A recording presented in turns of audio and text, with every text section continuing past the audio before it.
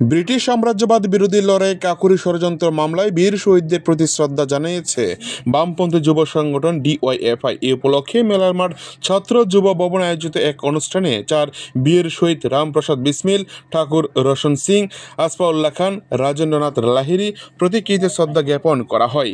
DYFI রাজ্য সভাপতি পলাশ ভৌমিক, সম্পাদক নবারুণ দেব সহ সংগঠনের অন্যান্য নেতা কর্মীরা অনুষ্ঠানে শহীদদের প্রতিকৃতিতে ফুলমালা দিয়ে শ্রদ্ধা নিবেদন করেন।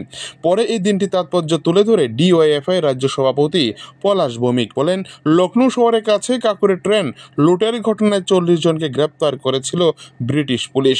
তাদের মধ্যে এই 4 বীর শহীদকে 1927 সালে এই দিনে ফাঁসি দিয়েছিল ব্রিটিশ।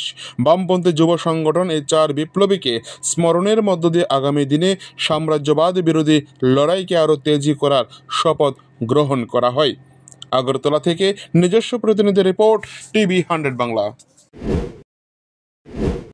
স্বাধীনতা আন্দোলনে অন্যতম তাৎপর্যপূর্ণ একটি ঘটনা হচ্ছে কাকুরিতে সংঘটিত ঘটনা, যেটা ইতিহাসে কাকুরি ট্রেন লুটের ঘটনা হিসাবে চিহ্নিত হয়ে আছে।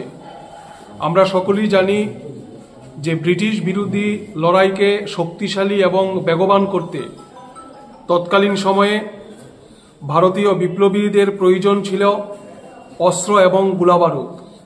সেই অস্ত্র এবং গোলাবারুদ কেনার জন্য প্রয়োজনীয় যে অর্থ, এই অর্থ তাদের কাছে ছিল না। ফলে সেই সময়ে বিপ্লবীরা সিদ্ধান্ত গ্রহণ করলেন যে ভারতবর্ষের সম্পদ যারা লুট করছে ব্রিটিশরা, তাদেরই সরকারি কোষাগার